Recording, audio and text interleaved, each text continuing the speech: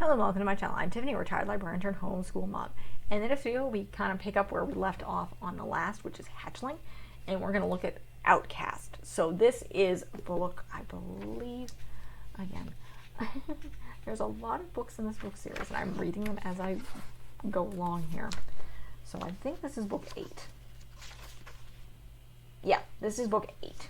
So in this book, we again pick up where we got kind of left off.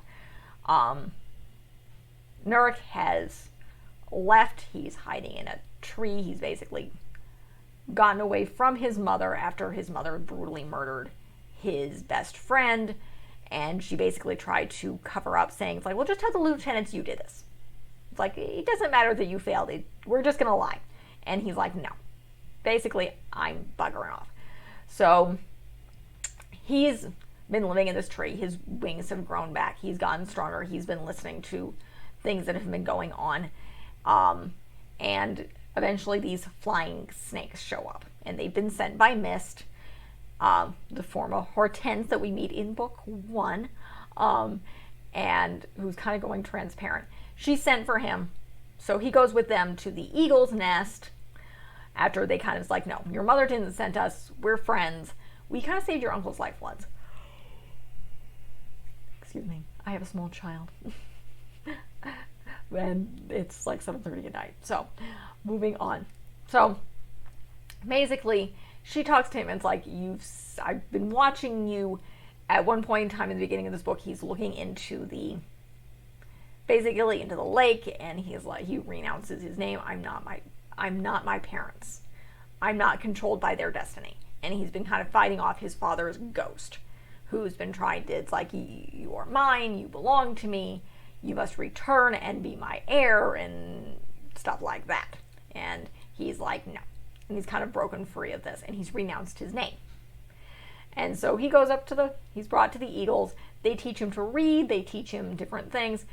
He basically has renounced his name, so he needs to find a name. So eventually what he ends up deciding is, when they've taught him to read, is he's going to go by basically his name backwards. So at this point, I'm going to pull in the back because she has a tendency to list the characters on the very back of these books. So he starts going by Corin. So he's sorry about that. So that's the name he chooses, and he has to go into the great beyond. He doesn't know quite why. So he goes off into the great beyond, and he's like, they're like, beware the pure ones. They're looking for you. And his mother again is they're starting to kidnap eggs. They're trying to build their army again. They're stealing chicks again to essentially conform into their army. And so he's hiding one day, and he hears these owls, and their egg has been stolen. And so he's like, okay, he looks like his mother. So it's like, I want to redeem myself. I want to get other owls to trust me, because right now they're terrified of him because he looks like his mother. So, including the fact that she scarred his face. So he very much looks like his mother. So he goes out and he hears this family, their egg's been stolen, and he goes and brings it back to them. I think he scares off the owls who have been recruited to chase him, because again, they think he's his mother. And somehow they got into the idea that his mother's dead. So he brings this egg back, and he gets into his head that his job is to basically train this young owl to be the next king of the owls. So he's going off to the great beyond to learn to be a teacher. That's what he thinks he's supposed to do. He runs into ravens, who follow along with these dire wolves. So we have the introduction of the dire wolves here. Now we've also been getting a little bit of Odalissa, who's been basically being told by the ghost or the shroom of her mentor, who had died during the siege, that basically, and she's seeing things in dreams, that she has to go on this mission. And she finally figures out, it's like, okay, I have to be the teacher to this young owl. So she's going off to the great beyond. But again, Corin thinks that he has to learn to be a teacher in order to train this young owl. So again, he runs into these ravens who are combined with these dire wolves, and who's basically this specific, they're very Irish, dire wolves. They're going by, what on earth, they have clan names because they're dire wolves. Because of course they do. The book give me names. No. Let me see. I cannot remember. Basically, it's an Irish. I think it's McDonald is the name of the dire wolves. I'm double checking here. Let's see. Namesake. Legends. Yes, wolves.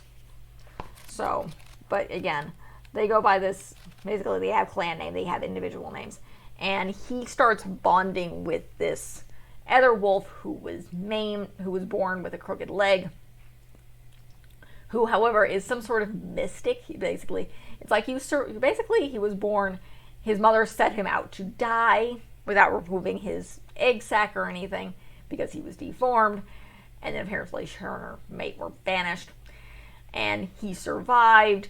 He's brought back, but he has a crooked leg, so he's the bottom of this clan of wolves. Again, wolf dynamics, that makes no sense because the ones giving the babies are the leaders of the pack. Moving on. Fictional wolves here. Fictional dire wolves, in fact. So he chews bones and makes designs. So, and this specific clan of dire wolves guards these volcanoes where the original ember from the first original king of the Guardians is hit. He basically, upon his dying breath, he went and hid this here, and these wolves guard it for basically his heir. So now Odalissa shows up looking for him because she realizes he's the heir. He's not supposed to raise the heir, teach the heir. He is it. He is the heir. So he eventually follows the dire wolves. They go to the volcanoes because that's where basically what happens is Corin, when the wolves take down a moose, I believe, and this bear takes it from them, he starts eating on it. When the bear is focusing on one part, he starts eating on another, and he tells the wolves, let this basically your bottom ranking wolf come and join me, and then you could eat as well. And so the owl, the bear, and the wolves chow down on this one moose in peace, which has never happened before. So these wolves are like, well, this is weird. This owl is interesting. Prophecy. They're very suspicious. So they're off to the volcano to drop off this wolf to be a guardian of this ember and these volcanoes. And he's like, yeah, I'm an outcast. I'm still an outcast. It sucks to be special. And then he figures out, it's like, yeah, when he's talking to Corin, yeah, you see things in the flame. You're kind of an outcast too. And they become friends. And they get to these volcanoes, and Odalissa shows up, and she's she's found the smith that had originally shown Corin the flames, and he tells her, it's like, yeah, I know what he saw. He knows where the heck that ember is because he's the heir. He also saw a bunch of stuff, which is the reason he recounts his name. Now, in the meantime, Mom is wandering around. First, she pretends to continue to be dead. Then she goes to the beyond because she gets the idea of, I can do wolves. I can get dire wolves to help me. So she shows up with another clan of dire wolves that's very jealous of the clan that's guarding the ember in these volcanoes. And she convinces them that everything's a lie, that she can read, and that she's really the heir, and that she can give them power. Reality is she knows her son's out and about. She basically is going to wait for him to grab it, and then she's going to fight it from him and give these wolves power and try to take over the world, because, again, evil owl here. Meanwhile, Soren, basically, or not Soren, Corin, yeah, they're supposed to sound similar. He's there with Odalissa. She basically tells him, it's like, no, you're the heir. That's your job. And apparently a bunch of owls, they get coals from these lava flows. And normally they just get them from hitting the ground. Corrin grabs one from the air on the first try, and they're like, well, that's impressive. Nobody's done that before. So it's really very much realizing that he's this heir and he can see things that others can't. Now he's kind of shocked that he's able to do this. He goes off, he runs into this other wolf who's from this clan that his mother had been interacting with. And she hates them because they took one of her pups and intentionally maimed him in order to send him so he could be a guardian of these volcanoes, because you can commission to become part of these. So she hates the clan. She hates her clan. So she tells him, it's like, your mother's coming to kill you. You need to be careful here. Your mother's coming to kill you. So in the meantime, he's like, oh, fun. That sucks. I need to be aware of this. So he flies over these volcanoes. He's looking, and he sees things that other people can't. He knows where this ember is. So he gets it. His mother's waiting. She's going to fight him. He realizes everybody's cheering. He's the king kind of thing. His mother's coming to attack him. He sees her. And rather than doing an aerial battle, which is what she thinks, he sees basically a crazy wolf coming, and he goes low. And basically, with the help of the other wolves, once they realize what he's doing, he's leading her toward this crazy, sick wolf. And basically, they're trying to kill him. As far as I know, I think I got distracted with my child. He's not able to kill her, because otherwise her chief evil would be gone. But another owl who was a former lieutenant of hers, who you've kind of interacted with in some of the other books, he's deserted. And he essentially prevents Corrin from being attacked by this wolf. And he dies. Basically protecting his king. And they burn his body. And then Corrin, along with Odalissa, he says goodbye to his friends. He's like, do not call me king. I am your friend. Call me Corrin. And I don't want to be called king by you. You're my friends. And they're like, okay. They think he's weird.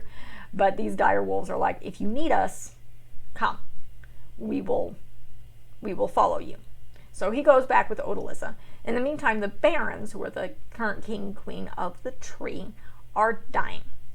And they call Soren and his friends to them. And they tell Soren, basically, when the true king arrives, we will die. And they kind of die. And they die. Again, Odalissa's over with them.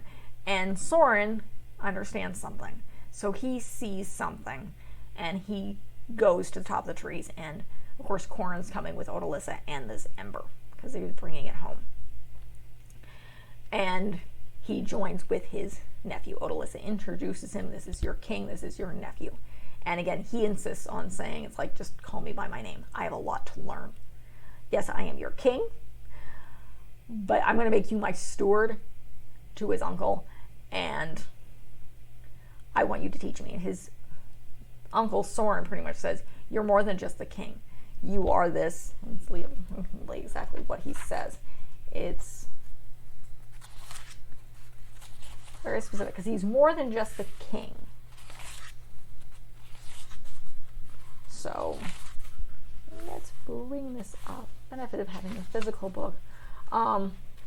So let's see, because he is obviously different than just being the king. So where is it? Leave it at the very end here, because let's see, where are we here? They get to this point.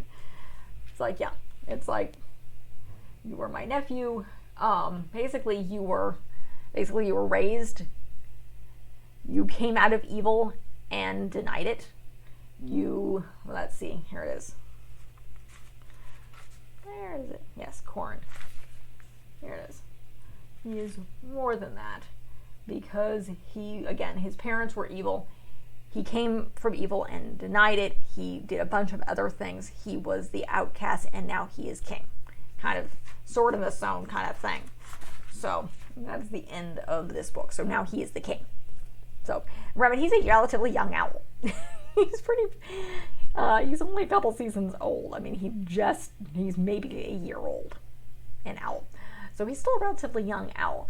And now he's king, and obviously he wants to learn. He's very, very humble. So that's the gist of this book. I believe the next book is a predecessor. It's more of a prequel.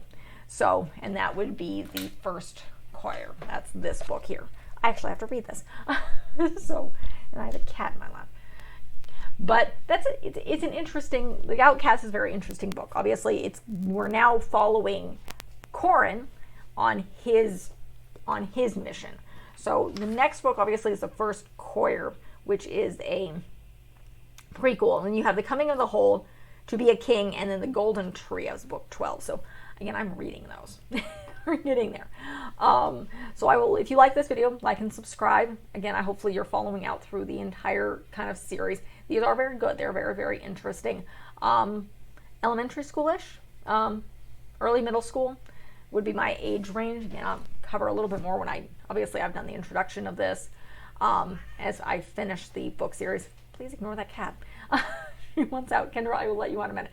So if you like what you see, like and subscribe. I've done a bunch of stuff.